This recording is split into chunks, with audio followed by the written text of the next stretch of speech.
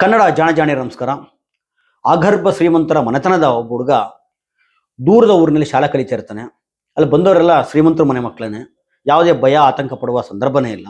ತನ್ಪಾಡಿತನ ತನ್ನ ಸಹಜ ಮುಗ್ಧತೆಯಿಂದ ಖುಷಿಯಿಂದ ಆಟ ಆಡ್ಕೊಂಡು ಓದ್ಕೊಂಡಿರೋ ಸಂದರ್ಭದಲ್ಲಿ ಸ್ನೇಹಿತರ ಜೊತೆ ಆಟ ಆಡುವಾಗ ಒಂದು ಫೋನ್ ಬರುತ್ತೆ. ಹಳ್ಳಿಯಿಂದ ಒಂದು ಫೋನ್ ಬರುತ್ತೆ, ನಿಮ್ಮ ಅಜ್ಜಿ ಸತ್ತೋಗಿದ್ದಾರೆ ಬರಬೇಕು ಅಂತ.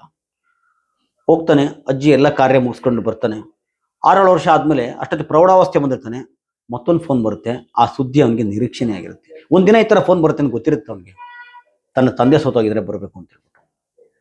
ಯಾಕೆ ಅಂದರೆ ನಿರೀಕ್ಷೆ ಇತ್ತು ಅಂದರೆ, ತನ್ನಜ್ಜಿ ತುಂಬ ಗಟ್ಟಿಗಿತ್ತಿ ಸ್ಟ್ರಾಂಗ್ ಮಹಿಳೆ, ಹಳ್ಳಿಯಲ್ಲಿ ಗ್ರಾಮ ಪಂಚಾಯತಿ ಮೆಂಬರ್ ಆಗಿರ್ತಾರೆ. ಗ್ರಾಮ ಪಂಚಾಯತಿ ಮೆಂಬರ್ ಆಗಿರ್ತಾರೆ, ಅವ್ರನ್ನ ಕೊಲೆ ಮಾಡಿರ್ತಾರೆ. ಆ ಕಾರಣಕ್ಕೆ ಗೊತ್ತು, ಕೊಲೆ ಮಾಡಿದ ಮೇಲೆ ತನ್ನ ತಂದೆ ಪಂಚಾಯತಿ ಮೆಂಬರ್ ಆಗ್ತಾರೆ. ಆ ಕಾರಣಕ್ಕೂ ನಿರೀಕ್ಷೆ ಇರುತ್ತಿದ್ದು ಒಂದಿನ ಹಿಂಗಾಗ್ಬೋದು ಅಂತ. ತಂದೆನೂ ಕೊಲೆ ಮಾಡಿರ್ತಾರೆ. ಯಾವ ಮಟ್ಟಕ್ಕೆ ಕೊಲೆ ಮಾಡಿರ್ತಾರೆ ಅಂದರೆ, ತಂದೆ ಹಿಡ್ಕೊಂಡು ಕಣ್ಣೀರು ಹಾಕೋಕ್ಕೂ ಸಹ ದೇಹ ಇರಲ್ಲ, ಚಿತ್ರಗೊಳಿಸಿರ್ತಾರೆ, ಭೀಕರವಾಗಿ ಕೊಂದಿರ್ತಾರೆ. ಒಂದು ಕಾಲು ಸಿಗುತ್ತೆ, ಒಂದು ಚಪ್ಪಲಿ ಸಿಗುತ್ತೆ, ಅದನ್ನೇ ಇಟ್ಕೊಂಡು ಸಂಸ್ಕಾರ ಮಾಡಬೇಕಾಗುತ್ತೆ. ಇದ್ದೊಬ್ಬಳು ತಂಗಿಯನ್ನ ಹೌಚ್ಕೊಂಡು ಅಸಹಾಯಕ ಪರಿಸ್ಥಿತಿಯಲ್ಲಿ, ದಿಕ್ಕೆಟ್ಟ ಪರಿಸ್ಥಿತಿಯಲ್ಲಿ ತನ್ನವ್ವ ಕೂತಿರ್ತಾಳೆ. ತನ್ನವ್ವ ದೂರದ ಊರಿನೋಳು, ತನ್ನಪ್ಪನ ಪ್ರೀತಿ ಮಾಡಿ ಮದುವೆ ಮಾಡ್ಕೊಂಡು ಬಂದಿರ್ತಾಳೆ. ಅತ್ತೆ ಮತ್ತು ಗಂಡ ಬದುಕಿದ್ದಾಗ ಪಂಚಾಯತಿ ವಿಚಾರಕ್ಕೆ ತಲೆ ಹಾಕ್ತೋಳಲ್ಲ, ಗೊತ್ತೂ ಇಲ್ಲ. ಆಕೆಗೆ ಗಂಡ ಮತ್ತು ಮಕ್ಕಳು ಇಚ್ಬಿಟ್ರೆ ಬೇರೆ ಪ್ರಪಂಚನೇ ಇಲ್ಲ. ಎಷ್ಟು ಇದ್ದಂಥ ಸಂದರ್ಭದಲ್ಲಿ ಊರಿನ ಜನ ಎಲ್ಲ ಓಡ್ಬೋತಾರೆ. ಆಕೆನೇನು ತವ್ರ ಮನೆಗೆ ಹೋಗ್ಬೇಕಷ್ಟೆ. ತವ್ರ ಮನೆ ದೂರ, ಆದರೆ ತವ್ರ ಮನೆಗೆ ಹೋಗಲ್ಲ, ಇಲ್ಲೇ ಇರ್ತಾಳೆ ಆಕೆ. ಇಲ್ಲೇ ಇದ್ದಾಗ ಊರಿನ ಜನ ಎಲ್ಲ ಬಂದು, ನೀವು ಪಂಚಾಯತಿ ಮೆಂಬರ್ ಆಗಬೇಕು, ನೀವು ವಹಿಸ್ಕೋಬೇಕು ಅಂತ ಹೇಳ್ತಾರೆ. ಆಕೆಗೆ ಆಘಾತ ಆಗುತ್ತೆ. ಗಂಡ ಸತ್ತಿನೋ ದುಃಖನೇ ಮರ್ತಿಲ್ಲ, ಅತ್ತೆ ಕಳ್ಕೊಂಡಿದ್ದೀನಿ. ಇಂಥ ಸಂದರ್ಭ ಬೇಡ ಅಂದ್ರೂ ಕೇಳಲ್ಲ. ಊರಿನ ಜನ ಎಲ್ಲ ನೀವು ಬರಲೇಬೇಕು ಅಂತ ಹೇಳ್ತಾರೆ. ಯಾಕೆಂದರೆ ಹಳ್ಳಿ ಆಲ್ರೆಡಿ ಕೊಳತು ನಾರಕ್ಕೆ ಶುರುವಾಗಿರುತ್ತೆ. ಜಾತಿಯ ಹೆಸರಲ್ಲಿ, ಧರ್ಮದ ಹೆಸರಲ್ಲಿ, ಮೌಢ್ಯದ ಹೆಸರಿನಲ್ಲಿ ಕುತಂತ್ರಿಗಳು, ತಲೆಯೆಡಕರು, ಕದೀಮರು ಎಲ್ಲ ಸೇರ್ಕೊಂಡು ಇಡೀ ದೇಶವನ್ನು, ಇಡೀ ಹಳ್ಳಿಯನ್ನು ಕೊಳತು ನಾರಂಗ್ ಮಾಡಿರ್ತಾರೆ. ಇಂಥ ಸಂದರ್ಭದಲ್ಲಿ ಊರಿನ ಜನ ಎಲ್ಲ ಹೋಗಿ ಕೇಳ್ಕೊಂಡಾಗ ಅನಿವಾರ್ಯವಾಗಿ ಆಕೆ ಬರಬೇಕಾಗುತ್ತೆ. ನಾನು ಯಾರ ಬಗ್ಗೆ ಹೇಳ್ತಾ ಇದ್ದೀನಿ ಅಂತ ಆಲ್ರೆಡಿ ಗೊತ್ತಾಗಿರುತ್ತೆ ನಿಮಗೆ. ಆ ಹುಡುಗ ಬೇರೆ ಯಾರೂ ಅಲ್ಲ, ರಾಹುಲ್ ಗಾಂಧಿ ಅವರು. ಇವತ್ತು ಇಡೀ ಜಗತ್ತು ಕುತೂಹಲದಿಂದ ನೋಡ್ತಿರುವ, ಇವತ್ತು ಸಹ ಕೊಳತು ನಾರ್ತಾ ಇರುವ ಈ ದೇಶದ ಸಂದರ್ಭದಲ್ಲಿ ಒಬ್ಬ ನಾಯಕ ಆಶಾಕಿರಣವಾಗಿ ಹುಡ್ತಾ ಇರುವ, ನಾಯಕತ್ವ ಮೆಲ್ಲಗೆ ಹರಳುಗಟ್ತಾ ಇರುವ, ಪ್ರಬುದ್ಧತೆ ಬರ್ತಾ ಇರುವ, ಮೈಗೂಡಿಸ್ಕೊಡುವ ನಾಯಕ ರಾಹುಲ್ ಗಾಂಧಿ. ಅವರ ಅಜ್ಜಿ ಗೊತ್ತು, ಇಂದಿರಾ ಗಾಂಧಿ ಅವ್ರನ್ನ ಸೆಕ್ಯೂರಿಟಿ ಶಾಸಿದ್ರು, ರಾಜೀವ್ ಗಾಂಧಿ ಅವ್ರನ್ನ ಬಾಂಬಿಷ್ಟು ಉಡಾಯಿಸಿದ್ರು. ಅವ್ರ ತಾಯಿ ಸೋನಿಯಾ ಗಾಂಧಿ ಅವ್ರನ್ನ ಅಷ್ಟು ಸುಲಭ ಇರಲಿಲ್ಲ. ಅವತ್ತು ಪಕ್ಷವನ್ನು, ದಿಕ್ಕೆಟ್ಟೋಗಿದ್ದ ಪಕ್ಷವನ್ನು ಚುಕ್ಕಾಣಿ ಹಿಡಿದಾಗ ಅವರ ಪರಿಸ್ಥಿತಿ ಸಾಧಾರಣವಾಗಿರಲಿಲ್ಲ. ಯಾಕೆ ಅಂದರೆ ಇಲ್ಲಿಯ ಸಂಘಿಗಳು, ಇದೇ ಮನುಸಂತಾನಗಳು, ಒಬ್ಬ ಹೆಣ್ಮಗಳು ಅಂತ ನೋಡ್ದಾನೆ, ಮಾತೆದ್ರ ದೇವರು, ಧರ್ಮ, ಸಂಪ್ರದಾಯ ಅಂತ ಹೇಳೋ ಜನ, ಹೆಣ್ಮಕ್ಳು ಪೂಜೆ ಮಾಡ್ತಿಂತ ಜನ, ಈ ಥರ ಹೇಳ್ತಿದ್ದ ಜನ ಹೀನಾಮನೋಪ ಇದ್ರು, ವೈಯಕ್ತಿಕವಾಗಿ ನಿಂದನೆ ಮಾಡಿದ್ರು. ನನಗ್ಯಾರು ಹೇಳ್ತಾ ಇದ್ರು, ನೀನು ಮೊನ್ನೆ ವಿಡಿಯೋ ಮಾಡಿದಾಗ ಪ್ರಧಾನಮಂತ್ರಿ ಏಕವಚನದಲ್ಲಿ ಮಾತಾಡ್ಬಿಟ್ಟಿದ್ಯಾ, ಅಷ್ಟೊಂದು ಕಟುವ ಮಾತು ಬೇಕಾಗಿರಲಿಲ್ಲ ಅಂತ ಹೇಳ್ಬಿಟ್ಟು. ಸೋನಿಯಾ ಗಾಂಧಿ ಅವ್ರಿಗೆ ಕಮ್ಮಿ ಮಾತಾಡಿದ್ರಿ ಎಲ್ಲರೂ, ಎಷ್ಟೇ ಅಸಹ್ಯ ಮಾತಾಡಿದ್ರಿ. ಇದೇ ಸುಷ್ಮಾ ಸ್ವರಾಜು ಸತೋದರ ಬಗ್ಗೆ ನಾವು ಮಾತಾಡಬಾರ್ದು ಕಟುವಾಗಿ, ಏನಂತ ಮಾತಾಡಿದ್ರು. ಸೋನಿಯಾ ಗಾಂಧಿ ಬಳ್ಳಾರಿಯಲ್ಲಿ ಗೆದ್ರೆ ತಲೆ ಬಳಸ್ಕೋತೀನಿ ಅಂದ್ರೆ, ಅವಾಗ ಹಿಂದೂ ಧರ್ಮದಲ್ಲಿ ಗಂಡ ಬದುಕಿದಾಗ ತಲೆ ಬಳಸ್ಕೋತಾರೇನ್ರಿ? ನಾನು ಮನೆಗೆ ಹೋದ್ರೆ ಅರ್ಶಿನ ಕುಂಕುಮ ಕೊಡ್ತಾರೆ, ಸೋನಿಯಾ ಗಾಂಧಿ ತಗೋತಾರ ಅಂತ ಹೇಳಿದ್ರು. ಎಂತ ಹೀನ ಮನಸ್ಥಿತಿ. ದಾರಿಲಿ ಹೋಗೋ ಅಪಪೋಲಿಗಳೆಲ್ಲ ಇದೇ ಸಂಘದ ಬಿಜೆಪಿಯ ದೊಡ್ಡ ಲೀಡರ್ಗಳೆಲ್ಲ. ತಾವು ಒಂದು ತಾಯಿಯ ಹೆಣ್ಣಿನ ಹೊಟ್ಟೆಯಲ್ಲಿ ಹುಟ್ಟೋರು, ತಮಗೂ ಅಕ್ಕ ತಂಗಿ ಹೆಂಡತಿ ಎಲ್ಲ ಇದ್ದಾರೆ, ಅದನ್ನೆಲ್ಲ ಮರೆತು ಸೋನಿಯಾ ಗಾಂಧಿನ ತುಂಬ ಕಚ್ಚುವಾಗಿ ಬೈದ್ರು. ಇನ್ನು ಯಾರ್ಯಾರು ಇರ್ತಾ ಇರಲಿಲ್ಲ. ಈ ದೇಶದ ಬಗ್ಗೆ ಪ್ರೀತಿ ಬರ್ತಿತ್ತ? ಇಷ್ಟೆಲ್ಲ ದೇಶಕ್ಕೋಸ್ಕರ ಗಂಡನ ಕಳ್ಕೊಂಡು, ಅತ್ತೆನ ಕಳ್ಕೊಂಡು, ಇಷ್ಟೆಲ್ಲ ನಿಂದನೆ ಮಾತುಗಳು ಕೇಳ್ಕೊಂಡು ಪ್ರೀತಿ ಬರ್ತಿತ್ತೇನ್ರಿ? ನಮ್ಗೆ 2 ಲೈಕ್ ಬಂದಿಲ್ಲ, ಈ ಯಾರಾದ್ರೂ ಸೋಷಿಯಲ್ ಮೀಡಿಯಾದಲ್ಲಿ ಪೋಸ್ಟ್ ಆಗ್ತಾರಲ್ಲ, 2 ಕಾಮೆಂಟ್ ಬಂದಿಲ್ಲ ಅಂದರೆ ಎಷ್ಟೋ ಜನ ಮಾರನೇ ಬೇಜಾರು ಮಾಡ್ಕೊಂಡ್ಬಿಡ್ತಾರೆ. ಅಂಥ ಸಂದರ್ಭದಲ್ಲಿ ಎಲ್ಲವನ್ನೂ ಸಹಿಸ್ಕೊಂಡು ಸೋನಿಯಾ ಗಾಂಧಿ ಅವರು ಗಟ್ಟಿಯಾಗಿ ನಿಂತ್ಕೊಂಡ್ರು. ಅವತ್ತು ಅವ್ರು ಅಲ್ಲಿಗೂ ನೋಡಿ, ಕಾಂಗ್ರೆಸ್ ಒಂದು ಹಿನ್ನೆಲೆ ಹೇಳ್ಬೇಕು ನಾವು. ಕಾಂಗ್ರೆಸ್ ಏನಾಗಿತ್ತು ಅಂದರೆ, ಸ್ವತಂತ್ರ ಚಳವಳಿ ನಡೀತು, ಗಾಂಧಿ ನೇತೃತ್ವದಲ್ಲಿ ಸ್ವತಂತ್ರ ಬಂತು. ನೆಹರು ಅಂತ ಒಬ್ಬ ಯಶಸ್ವಿ ನಾಯಕ ದೇಶಕ್ಕೆ ಸಿಕ್ಕಿದ್ರು, ದೇಶ ಮುನ್ನಡೆಸಿದ್ರು. ನೆಹರು ಹೆಸರಲ್ಲಿ, ಗಾಂಧಿ ಹೆಸರಲ್ಲಿ ಕಾಂಗ್ರೆಸ್ ಅವರು ಅಧಿಕಾರ ಪಡಿತಾ ಹೋದ್ರು. ಅವರು ಹೋರಾಟ, ಬಡವರು, ಜನಸಾಮಾನ್ಯರು, ರೈತರು, ಕಾರ್ಮಿಕರು ಎಲ್ಲರೂ ಮರೆತರು. ದೊಡ್ಡ ಖದೀಮ್ರಾದರು, ದೊಡ್ಡ ಕಳ್ಳರಾದರು, ಲೂಟಿಕೋರರಾದರು, ದೇಶವನ್ನು ಲೂಟಿ ಹೊಡೆಯಕ್ಕೆ ಶುರು ಮಾಡಿದ್ರು. ಅಧಿಕಾರ ಅನಾಯಾಸವಾಗಿ ಅನುಭವಿಸ್ಕೊಂಡು ಬಂದರು. ಹಂಡು ಬೆಳೆಸ್ಕೊಂಡು, ಹೊಟ್ಟೆ ಬೆಳೆಸ್ಕೊಂಡಿದ್ದಂಥ ಜನಕ್ಕೆ ಇದಕ್ಕೆ ನಿಂಗೆ ಅಧಿಕಾರ ಹೋಯ್ತಲ್ಲ, ತಡ್ಕೊಳಕ್ಕಾಗಲಿಲ್ಲ, ತಡೆಯೋಕ್ಕಾಗಲ್ಲ, ಅಧಿಕಾರ ಬೇಕೇ ಬೇಕಾಯ್ತು. ಅದಕ್ಕೆ ಸೋನಿಯಾ ಗಾಂಧಿ ಕೈ ಕಾಲು ಹಿಡ್ಕೊಂಡು ಕರ್ಕೊಬಂದ್ರು. ಇವ್ರ ಉದ್ದೇಶ ಏನಾಯ್ತು? ಸೋನಿಯಾ ಗಾಂಧಿ ಅಮಾಯಕರಿದ್ದಾರೆ, ಇವರು ಮುಂದೆ ಇಟ್ಕೋಬೇಕು, ತಮ್ಮ ಕುತಂತ್ರ ರಾಜಕಾರಣ ಮಾಡ್ಬೋದು ಅಂತ ಉದ್ದೇಶ ಇತ್ತು. ಆದರೆ ಸೋನಿಯಾ ಗಾಂಧಿ ಜಾಣ ಹೆಣ್ಮಗಳು, ತುಂಬ ಜಾಣ ಹೆಣ್ಮಗಳು. ರಾಜಕಾರಣಿ ಅಲ್ಲದ ಸಜ್ಜನ ವ್ಯಕ್ತಿ ಮನಮೋಹನ್ ಸಿಂಗ್ ಕರ್ಕೊಂಡ್ಬಂದು ಅಧಿಕಾರ ಕೊಡ್ತಾರೆ. ಇವ್ರಿಗೆ ತಡ್ಕೊಳಕ್ಕಾಗಲ್ಲ. ಇದೇ ಕಾಂಗ್ರೆಸ್ ಇದ್ದಂಥ ಹೊತ್ತಿನ ಕುತಂತ್ರಿಗಳು ಒಂದಷ್ಟು ಜನ ಪಕ್ಷ ಬಿಟ್ಟು ಹೋದ್ರು, ಹಿಂದ್ಗಡೆ ಚೂರಿ ಹಾಕಿದ್ರು. ಸೋನಿಯಾ ಗಾಂಧಿ ಜೊತೆ ಕೈ ಜೋಡಿಸಿಲ್ಲ ಇವರೆಲ್ಲ. ಅದೇ ಖದೀಮ್ರು, ಸ್ವಾರ್ಥ ರಾಜಕಾರಣ ಮಾಡೋಂಥದ್ದವರು, ಒಂದು ನಾಮರ್ದ ಮನಸ್ಥಿತಿಯ ರಾಜಕಾರಣಿಗಳು ಕಾಂಗ್ರೆಸ್ನಲ್ಲಿ ಇದ್ರು, ಈ ಕ್ಷಣಕ್ಕೂ ಇದ್ದಾರೆ. ಇವತ್ತು ರಾಹುಲ್ ಗಾಂಧಿ ಇಷ್ಟೆಲ್ಲ ಹೋರಾಟ ಮತ್ತೊಂದು ಮಾಡ್ತಿದ್ರೆ ಏಕಾಂಗಿಯಾಗಿ ಮಾಡ್ತಾರೆ. ಇವತ್ತು ಕಾಂಗ್ರೆಸ್ನಲ್ಲಿ ಇವತ್ತು ರಾಹುಲ್ ಗಾಂಧಿ ಕೈ ಜೋಡಿಸ್ಬೇಕು, ನಾವೆಲ್ಲ ಅಷ್ಟು ಹೋರಾಟ ಮಾಡ್ತಾ ಅವ್ರ ಜೊತೆ ನಿಂತ್ಕೋಬೇಕು ಅಂತ ಮನಸ್ಥಿತಿನೇ ಇಲ್ಲ.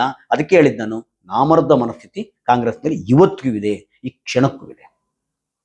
ಅಂತ ಸಂದರ್ಭದಲ್ಲಿ ಸೋನಿಯಾ ಗಾಂಧಿ ಪಕ್ಷದ ಚುಕ್ಕಾಣಿ ಹಿಡಿದ್ರು. ಅದು ಒಂದು ಸಂತೋಷ ಏನಪ್ಪ ಅಂದ್ರೆ, ಈ ಸೋನಿಯಾ ಗಾಂಧಿನ ಎಷ್ಟೇ ಕುತಂತ್ರ ಮತ್ತೊಂದು ನಿಂದನೆ ಏನೇ ಮಾಡಲಿ, ಆದರೆ ಜನಸಾಮಾನ್ಯರಿದ್ದಿಲ್ಲ. ಇಲ್ಲಿ ಬಿತ್ತಿದ ಬೀಜಗಳು ಗಾಂಧಿ ಬಿಚ್ಚಿದ ಬೀಜಗಳು, ಅಂಬೇಡ್ಕರ್ ಅವರ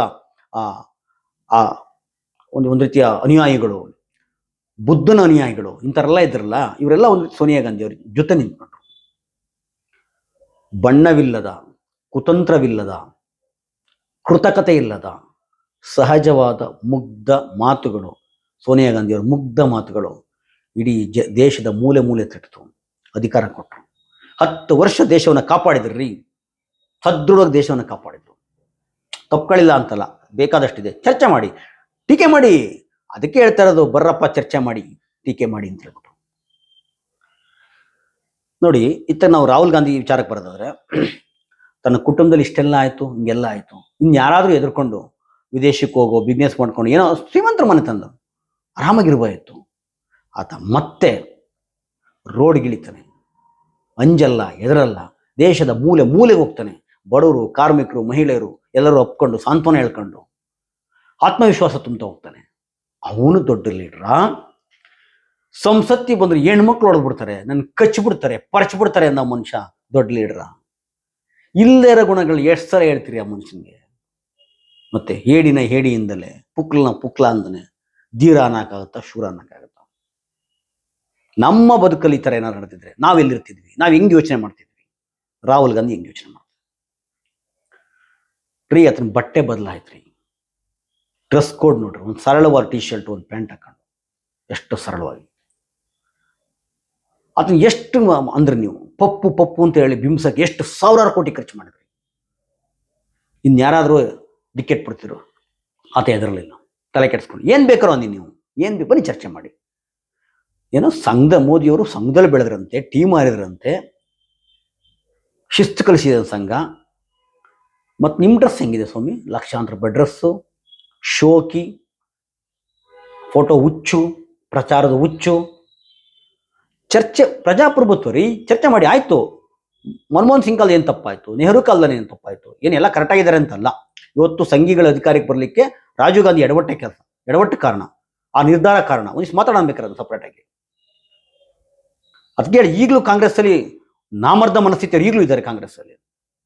90% ಅವರೇ ಇರೋದು, 90% ಇನ್ನೂ ಜಾಸ್ತಿ ಅನ್ಬೋದು ಬೇಕಾರೆ, ಅಂಥವ್ರೇ ಇರೋದು ಇವತ್ತು ರಾಹುಲ್ ಗಾಂಧಿ ಬಿಟ್ರೆ. ಎಲ್ಲ ಅದೇ ಕೇಸ್ಗಳು. ಅದನ್ನ ಚರ್ಚೆ ಮಾಡಿ. ಚರ್ಚೆ ಮಾಡಕ್ಕೆ ಬರ್ತಾರಲ್ಲ ನೀವು, ಪಾಲಿಸಿಗಳ ಚರ್ಚೆ ಮಾಡಿ.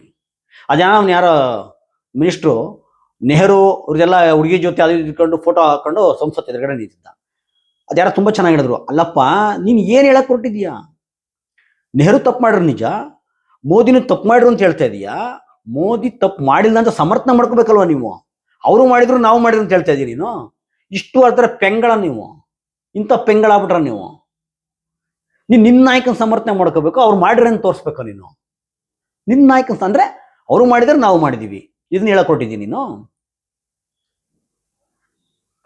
ಆ ಸ್ಪಷ್ಟತೆ ಇವ್ರಿಗಿಲ್ವಲ್ಲಪ್ಪ. ಮತ್ತೆ ಸಂಸತ್ ಎದುರುಗಡೆ ಒಂದು ನಡೀತಲ್ಲ ಪ್ರಹಸನ, ಅದೇ ನಮ್ಮ ವಸಿಷ್ಠ ವಂಶಸ್ಥ ಸಾವರ್ಕರ್ ಅನುಯಾಯಿ ಯಾರು, ಪ್ರಹ್ಲಾದ್ ಜೋಶಿ, ನಮ್ಮ ಕರ್ನಾಟಕದವ್ರೆ ಪ್ರಹ್ಲಾದ್ ಜೋಶಿ. ಸಂಸತ್ತು ಒಳಗಡೆ ಮಾತಾಡೋ ಚರ್ಚೆ ಮಾಡೋ ಬಾರಪ್ಪ ಅಂದ್ರೆ ಅಲ್ಲಿ ಬರಲಿಲ್ಲ. ನಾಯಕ ಹೆಂಗೆ ಇವರು ಹಂಗೆ ಅಲ್ಲ, ಅವ್ರ ನಾಯಕ ಹೆಂಗಿರ್ತಾನೆ ಇವ್ರ ವಿಷಯಕ್ಕೂ ಹಂಗೆ ಇರ್ತಾರೆ. ಮೋದಿನೇ ಹೇಳ್ದಕ್ಕೆ ಓಡೋದ್ರೆ ಎದ್ರುಕೊಂಡು. ಹೊರಗಡೆ ಬಂದು ಪತ್ರಿಕೆ ಹತ್ರ ಭಾಳ ದೊಡ್ಡದಾಗಿ ದಿರ ಅಂತಾರ, ರಾಹುಲ್ ಗಾಂಧಿ ಸುಳ್ಳು ಹೇಳಿದ್ರು ಅದು ಇದು ಮಾತಾಡ್ತಾ ಇದ್ದ. ಅವ್ನು ದುರಾದೃಷ್ಟಕ್ಕೆ ರಾಹುಲ್ ಗಾಂಧಿ ಓಡುತ್ತಾರೆ, ಬಾರೋಣ ಮಾತಾಡೋಣ ಅಣ್ಣ, ಬಾರೋಣ ಮಾತಾಡೋಣ ಅಂತ ಕರೀತಾರೆ ಕೈ.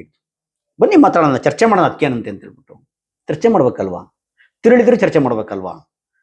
ಮತ್ತು ಅಲ್ಲೋಡೋಗ್ಬಿಟ್ಟೆ ಕೆಲವರು ಹೇಳ್ತಾರೆ ಅದಕ್ಕೆ ರಾಹುಲ್ ಗಾಂಧಿ ನಾಗರಿಕತೆ ಇಲ್ಲ, ಕೈ ಹಿಡಿದು ಎಳೆದ್ಬಿಟ್ಟ.